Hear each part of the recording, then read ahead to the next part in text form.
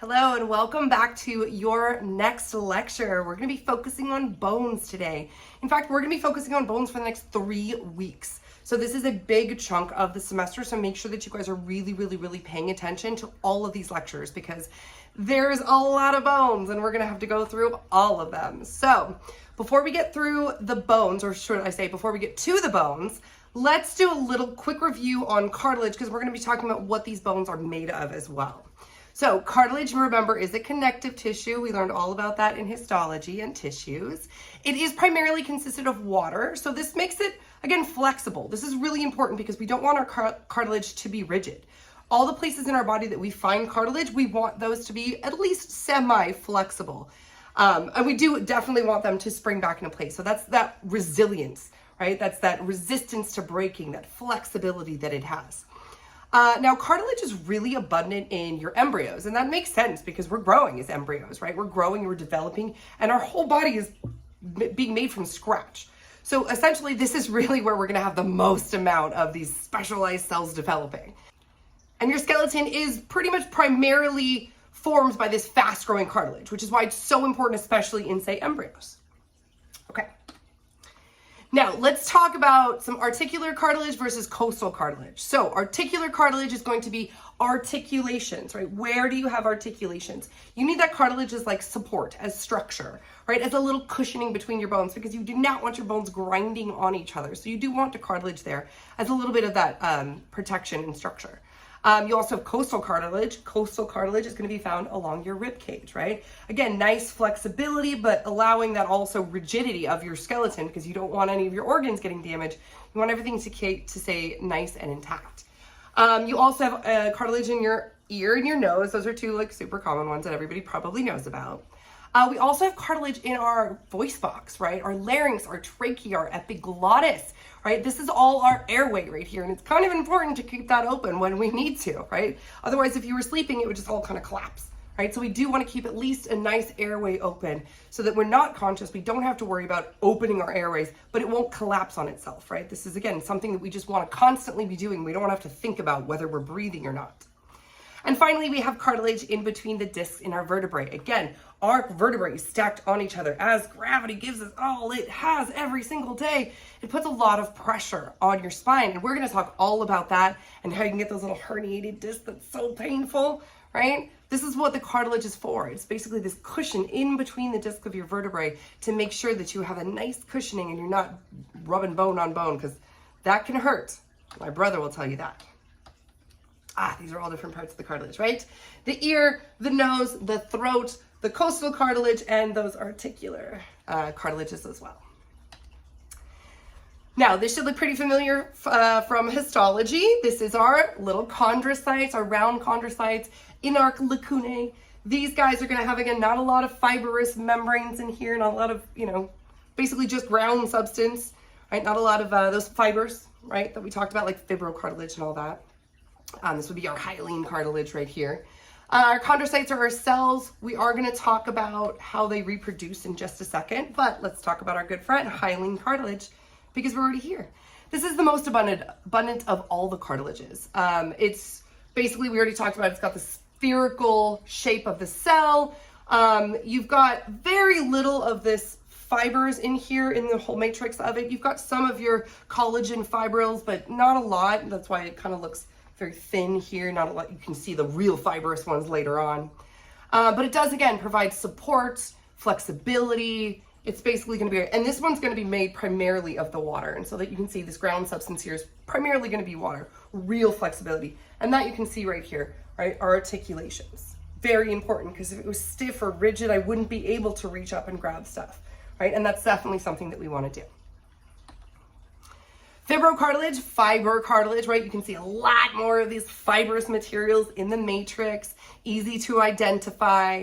The chondrocytes are quite large. As you can see here amongst the fibers, this is definitely zoomed out. Not a lot of ground substance. This is basically a lot more durable. And you can think of fibers, right? We're creating this fibrous network. Right? We want the support. We want a shock absorbent. We want to basically be able to bounce back and be flexible without taking any kind of severe impact. So it's very important in places like your intervertebral discs, right? Intervertebrae discs, right? You've got your pubic symphysis, your meniscus of your knee joint, right? Any place you're gonna have any of these really, really, really tough joints that are gonna take a lot of beating, right? We wanna make sure that they're gonna be nice and cushioned and supported, and they're not gonna get a lot of shock to them, because that can do some serious damage over time. Looking at a higher magnification of the fibrocartilage, we can see the chondrocyte right here. The lacuna is quite large, and then these collagen fibers definitely go in between here, right? And then that, again, intervertebral discs in between your vertebrae, super important as that shock absorption. Moving on to our elastic cartilage, right? This one, definitely, you can see these elastic fibers all over the place, covering these chondrocytes. Very, very flexible, very, very resilient. Also covered by this periochondrium. We're not going to talk too much about it, but I do want to mention it briefly. And this is really going to be found in your epiglottis right here in the throat, and then your external ear, right? Really flexible. And the epiglottis is kind of like your opening. It's basically a flap that controls what goes in and what goes out. So if you've ever swallowed something and it went down the wrong tube, it was probably your epiglottis, right? Well, slacking epiglottis. So the three different types of cartilage I just went over. We've got our hyaline cartilage, our fibrocartilage, and our elastic cartilage. We talked about each places that they're going to be found throughout the body. This is a great little review picture. It tells you exactly where everything is, right? The cartilage of the ear is going to be the elastic cartilage. The cartilage of the nose right here is going to be the hyaline cartilage. Same thing with the costal ribs. You've got your fibrocartilage going down the intervertebral discs. You've got, again, your epiglottis, your larynx, your trachea, all going to be that hyaline cartilage. And that's pretty much it. So great, great, great picture, even color coded to help you guys remember it. So make sure that you guys pay attention to this one. All right, I told you we were going to talk about how these guys divide, and let's do that now. So we can see an up close of this hyaline cartilage. We're looking at a single chondrocyte in the lacuna. You can see the lacuna is out here. The chondrocyte is in the center. You've got the nucleus in the middle. These guys are going to start undergoing mitosis. They're basically going to grow. They're going to split into two, and then they're going to divide. And that's what we can see right here. So two chondrocytes are going to occupy the same lacuna for a certain point until those are actually going to split off themselves. And that's what you can see right here. Is as these guys start to grow and develop, all right, they're going to separate their two lacunas, creating two complete separate cells. And that's basically just simple mitosis. So hopefully you guys remember that.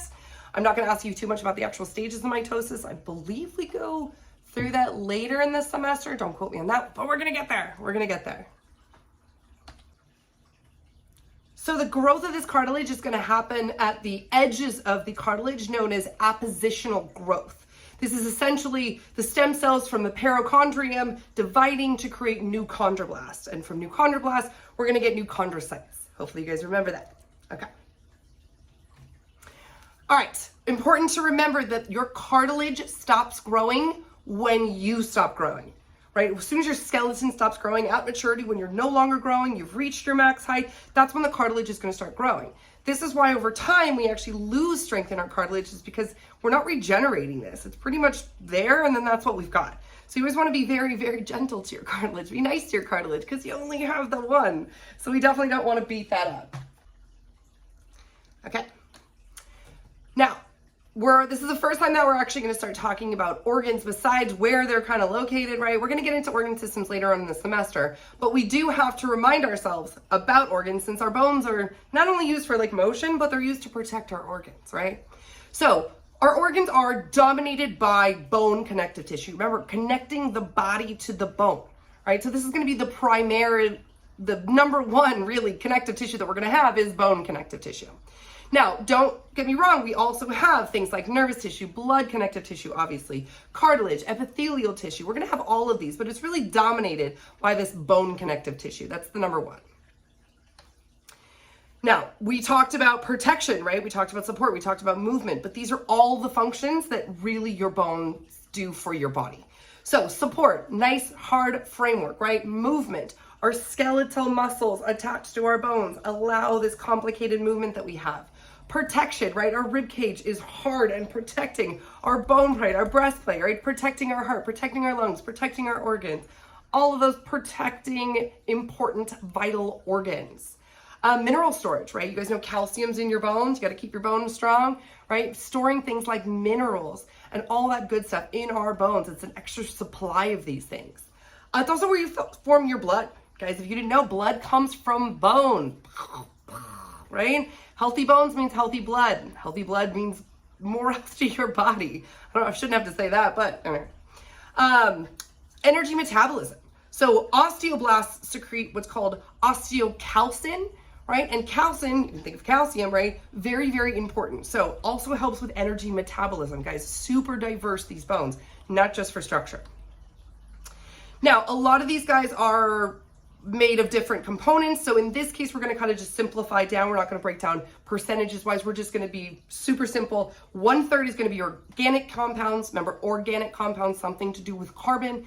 And then 2/3 is going to be your inorganic compounds, something that does not have carbon in it. Things like calcium, phosphate, right? Not including carbon. You can think of like your proteins, your carbohydrates, your macromolecules. Remember macromolecules from biology early back in the day? Those are your organic compounds. So our bones are really only 1/3 of that, and 2/3 of just inorganic compounds, like those minerals, right? Calcium, potassium, phosphate, all that good stuff. Your bones are very strong, right? If they're going to be used for structure and support, might as well make them super strong. But they do weaken over time, and we will be talking about that. But we want to keep our bones strong for as long as we possibly can. Now, most of your bones are going to be covered in what's called periosteum. We are going to be looking at that, but that is a type of irregular connective tissue. But we're going to be looking at that up close in some of these next slides. Okay, so the 3 main types of cells for maintaining and producing your bones are going to be your osteogenic, right? Osteobone, and genic, where is it coming from? It's coming from your genes, right? Osteogenic cells give rise to osteoblasts, and osteoblasts are the ones that are actually secreting that bone matrix, right? That bone matrix, everything that makes up the bone is being secreted by these osteoblasts. And that bone matrix is known as osteoid, by the way. That inner matrix is known as osteoid. So the osteoblasts are secreting osteoid. And finally, osteocytes, hopefully you guys remember this from an earlier lecture, these are the ones that are kind of maintaining bone health, right? Those are almost like those macrophages that are kind of coming along and being like, hey, these are little foreign things. These are things we don't want. These are things that might be damaging our bones. We're going to get rid of those. So they're like the cleaners. We also have osteoclast, not for maintaining or producing bones, but very, very important for your reabsorption of bones, right? Reabsorption of your bone material. We don't want that just completely lost. It's kind of like your white blood cells, right? Taking things that are getting slowly damaged, you're going to be recycling some of those products, those building blocks of it, and then secreting them back to your body for reabsorption later on. They do this by secreting hydrochloric acid and lysosomal enzymes. And basically lysosomes, again, are usually used to chop stuff up. So lyse means to cut or to burst, right? We're basically going right, chopping these things up to their simple building blocks and then using them to recycle. You can think of like a Lego set, right? Your Legos aren't destroyed if you take it apart. You're just going to rebuild something else. That's exactly what we're doing here. Legos. Let's talk different types of bones. We have our first type of bone, which is a flat bone, and you can think of that as right here. Big old flat bone right in the front. You can see like just like that. That's going to be the frontal bone of your skull. We're going to learn about each one of these bones, so don't worry, we're learning about the categories first, and then we're going to get into specifics. So they do have a flat, thin surface, usually the same thickness, not diversifying thickness like some thin and some thick parts. It's pretty much flat, right? Flat and thin going throughout. It is a sandwich between spongy bone and compact bone with the spongy bone in the middle, we're going to see in a second. And this is large surfaces for attachment, right? We do have the attachment going directly across here. We also have short bones, right? These are your tiny bones. You can find them in your feet. You can find them, your patella of your knee is going to be a short bone, right? These are going to be very small bones, kind of like cuboidal cells, almost as tall as they are wide. And remember, they are not going to be perfect squares, guys. They're going to kind of look like this weird little, right? But it is a short bone. It is small and almost kind of square-ish like or oval-ish like, but about the same distance and diameter. These do include your sesamoid bones, and that could be found right here along some tiny tendons. Right, again, used for support, right? That's your patella as well, going to be floating around, used to cushion that bone. You can find some here, right here in your tarsal bone of your feet, which we're going to learn about. They do have an exterior compact bone and interior spongy bone that's common of most bones, not all, but most bones. And that is the short bone. Okay, next up we have the irregular bone, and you can think of this as kind of irregular, right? This would be like asymmetry. You can't really, it's kind of wonky, right? And that's what we're looking at here. This does actually have bilateral symmetry. But look, it doesn't have a real defined shape. It's not cubed or square or round or flat or long. It's just kind of irregular. And definitely, these are going to be your vertebrae, right? Your vertebrae, and they're almost all different, going all the way from the top to the very bottom.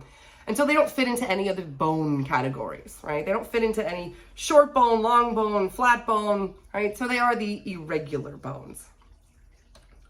Speaking of long bones, right? The largest bones in your body, like your femur, all that good, those very large bone, that's the largest bone in your body.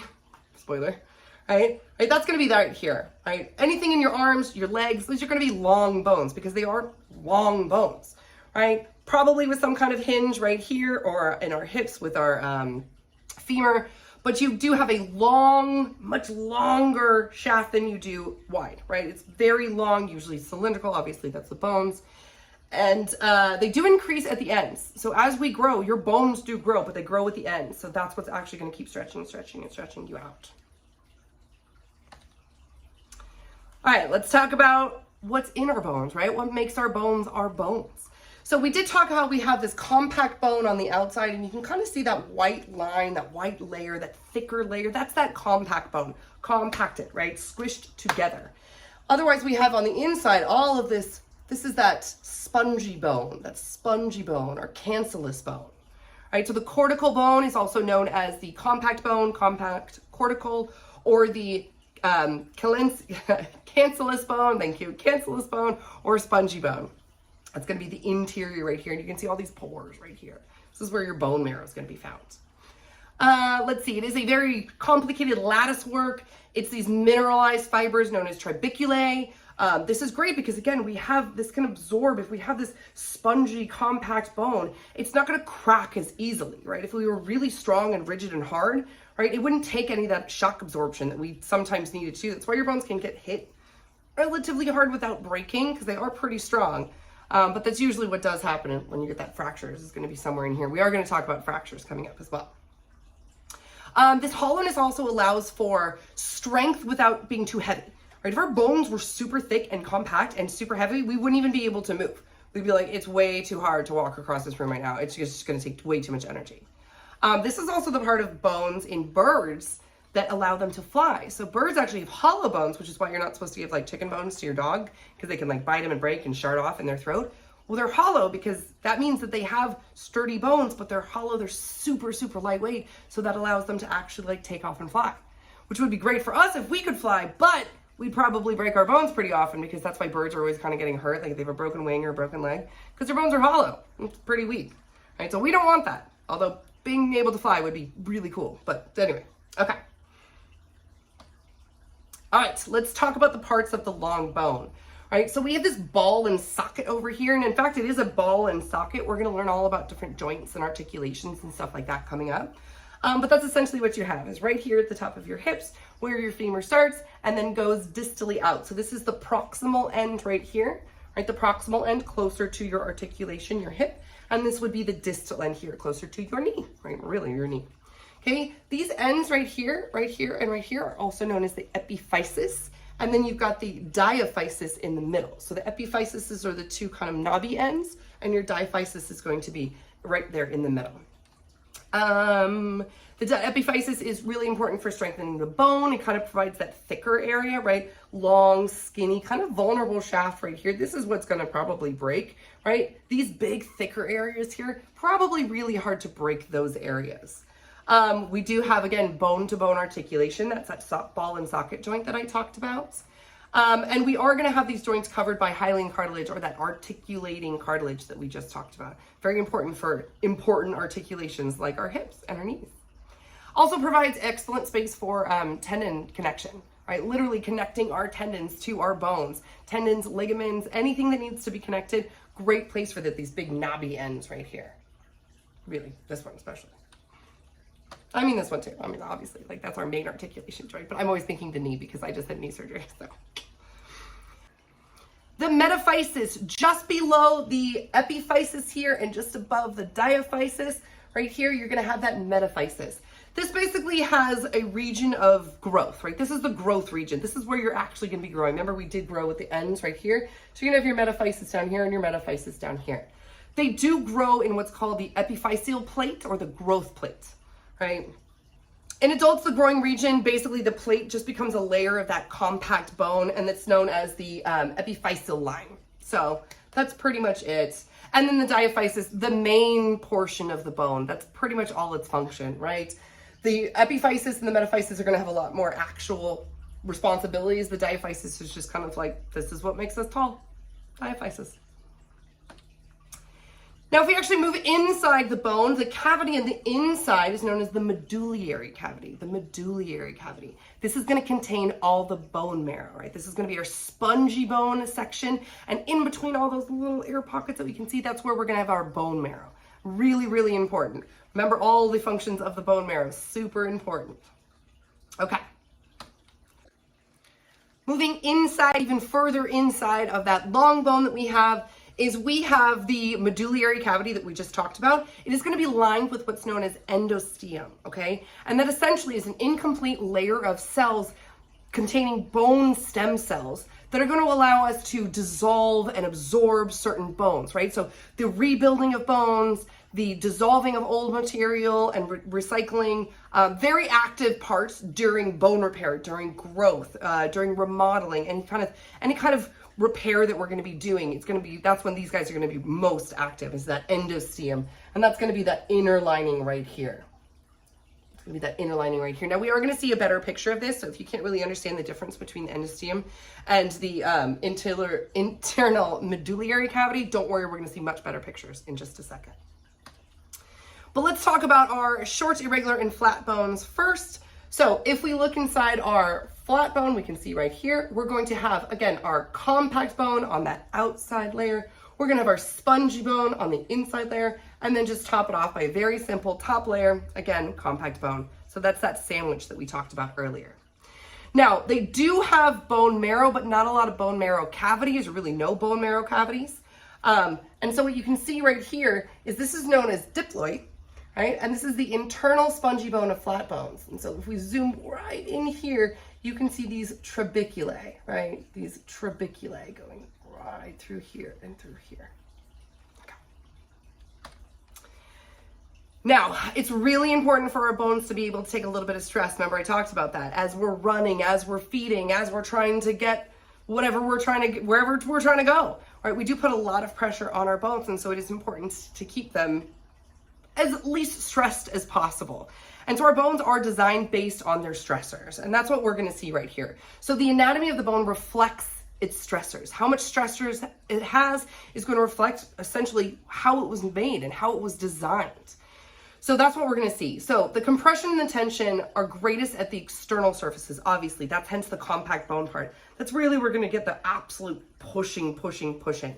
But we do have the spongy bone on the inside to kind of provide that room for the marrow, provide just the tiniest little, flexibility. That's what I'm trying to say. Not even flexibility really, because it's not. What it is just kind of shock absorption. It's allowed for extra space, storage, all that kind of good stuff. Let's see. Okay. So the trabeculae that we just talked about, really they're going to be oriented, or they're going to be lined up depending on where your stresses are located. So in this case, this is our femur, right? This is our proximal end. So this would be right at our hip, right? That's our hip joint. And essentially what's going to happen is as I'm standing, all of my body weight is going to be pushed right here on this head of the femur. And then so what's going to happen is it's going to kind of compress down here. As it tries to compress down here, it's almost going to be trying to bend this way. As it tries to bend this way, it's going to put tension here. So really what you're doing is you're stressing on this side and you're pulling on this side. So you're crunching on this side and you're pulling on this side, which is not good. So really what happens is as you have all of these lined up, these trabeculae oriented in a certain way, what essentially you happen is you have them removing all of this stress. So you have extra support. Because you have all that extra support, there really is no stress. So this should be your weakest point right here, almost the breaking point you can kind of think of, like, oh, it's just gonna snap. It's just gonna keep pulling. Oops. It's just gonna keep pulling, and then it's gonna break. But really, that's not what happens. Is because these are all kind of supported inside, internally, they're gonna actually have a point of no stress. So if our body is properly oriented and we are standing and we are all in alignment, there really shouldn't be any stress. This is why it's so important when you're working out to do things with really good form. If you guys have ever heard that, with really good form, right? You don't want to get kind of out of whack. If your feet start kind of turning outwards in this way, your body's not aligned the way it's supposed to be, right? So this point of no stress now actually becomes a point of stress. And then you're like, oh, my hip hurts. Oh, it's causing my back to hurt. Oh, now my knees are hurting and now my ankles are hurting. It's almost like a spiral effect that all of these bad things are going to happen just because you're a little bit out of alignment, right? Your body's meant to be properly oriented. And when it's not, it can kind of put some stress on your body. And that's what we can exactly see right here. This is the trabeculae of the spongy bone. What we do is we orient this, like I said, in that you've got that linear fashion basically would be right down here. You almost can't see it, but this is essentially our point of no stress. And then as you move upward, you're basically creating this ladder work of intertwined and intersectioned trabeculae that are now supporting each other. And therefore you don't get that stress and that tension that you should have, but we don't. So, okay, let's talk about some bone markings. Because these are going to be very important when we start to learn individual bones, because you are going to have to probably identify the things on the bones. I know. Not only are you going to have to learn the bones, but you're going to have to learn the bone structures too. I'm so sorry, but it's going to be great. It's going to be great. All right, let's start off with some vocabulary words. Foramen. Foramen is going to mean hole. You can see right here, we have our foramen, right? We've got fissures. This is going to be an elongated crack or hole. You can think of your fissures going along your skull, and we're going to learn all about those different ones in just a second. We've got the meatus, which is a tube-like opening, essentially going through here, right? You've got your canal, which is going to be another tube-like opening. Where's your canal? Well, you can think of like your sinus canals and stuff like that. Speaking of sinuses, we also have sinuses. And if you've ever had like a sinus headache or sinus pressure that's all right in here, that's because you have these cavities. And inside these cavities right here can build up pressure, they can build up fluid, they can start pushing on things, and that's why you're like, oh, killing me with a sinus headache, right? That's because you're gonna have these little cavities or hollow space within the bone. A fossa is a depression, a depression. A sulcus is going to be an elongated depression or a groove, and so that's what you can see right here, right, going down right there. This fossa in here, you're basically looking at, and I know it's kind of hard to orient, but essentially you're looking at the pelvic, and we basically got this little just like indentation right here. And so that would be that fossa. Whereas this sulcus would be this elongated kind of groove, almost like a ditch where you can kind of passageway through. Okay. Condyle is going to be next. Condyle is a knuckle-like rounded object. So for the femur that we just talked about, that ball that I kept talking about, that's going to be that the condyle, right? The knuckle-like big ball section that's going to fit inside that little cavity or groove. The epicondyle is going to be a bump near the condyle, and you actually can't see it on this one, but don't worry, we're going to see it on lab. This is going to be really for muscle attachment, is your epicondyle. It's on top of your condyle, and that's where the muscle is going to attach. That's the difference. Your trochanter is another large bump for muscle attachment, but trochanter means runner, so it's just slightly different. And again, guys, I remember there's so many multiple terms that we can use, so we are always going to choose the most appropriate one for that bone. But don't worry, we're going to provide you guys vocab lists so you can actually determine, hey, is that actually a epicondyle? Is it a condyle? Is it a trochanter? All right, trust me, we're going to go over each one of these guys. So I know it seems like a lot, but don't worry, just learn them, memorize them right now, put them on flashcards, and trust me, it will make sense later on once we get actually into the lab. Turbosity is a oblong raised bump, always for again for muscle attachment. I say muscle attachment a lot for bones because, shocker, right? This is where our muscles are going to be attaching to our bones. That's going to be the site of our skeletal muscle. So it's going to be a lot of attachment, but tuber does mean bump or lump. So tuberosity is basically going to be your small bump. And tubercle is almost like a smaller little bump. So tuberosity would be a larger bump, and a tubercle would be a smaller bump. The head is going to be a distinct, almost kind of like forward region. It's like an end piece of a long bone. So like the head of the femur that we talked about, right? Specifically the condyle, but really it's the whole head region, the top region, you can kind of think of it. The neck, right? The neck moving down, the long skinny part. Moving on to more vocab words, but these are projections or basically protrusions, something coming out of something else. So you've got your process, which is a projection or a significantly raised area, and that's what you can see right here. This is a spinos process or spiny process.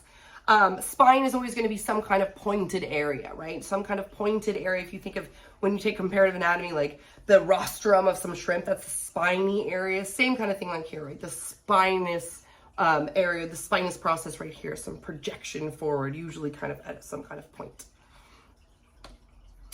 The ramus or ramus is going to be a branching horn, and you can think of that ramus as basically like right here, this guy right here. The angle is where it basically turns and makes an angle, right? So we've got the ramus right here, and then we've got the angle as it pivots and moves right here.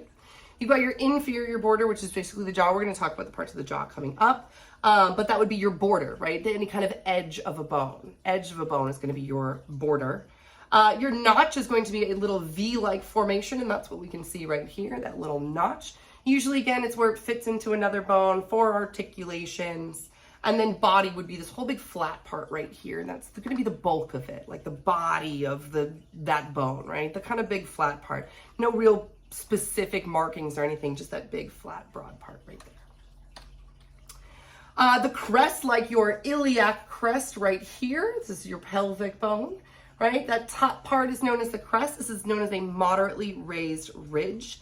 Always a site for attachment. This is muscles. It's like 90% of what they do here. What else we've got? Oh, the facet. Your facet is this flat surface that forms a joint with another facet or bone. In this case, it's going to be your vertebrae. And that's what we're doing. Essentially, we're stacking. And this is going to be, well, facet actually means little face facet, right? Facet. Okay. Here's where we get into the nitty gritty of the bones, the diagrams. Here's where you definitely need to be paying attention and setting. I mean, you need to be paying attention to all of it, but definitely know these next couple slides because they will for sure be on your exam. We are going to see them in great detail in the lab, but I'm going to point some stuff off right here. Okay.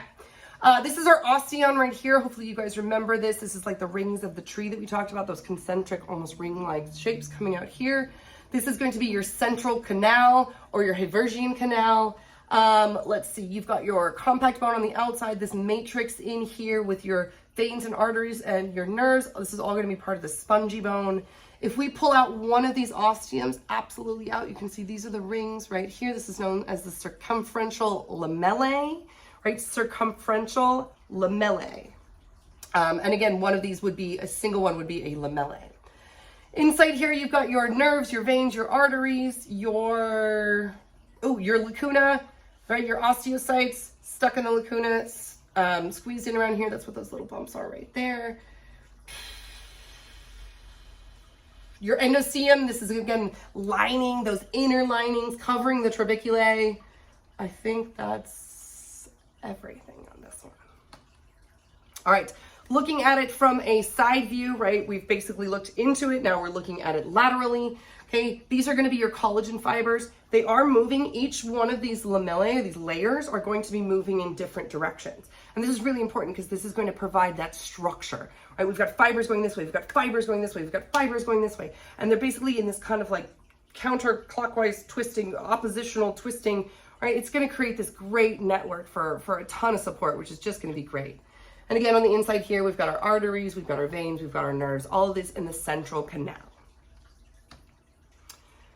All right, our osteons, again, that's that little ring that we were talking about, the central canal on the inside.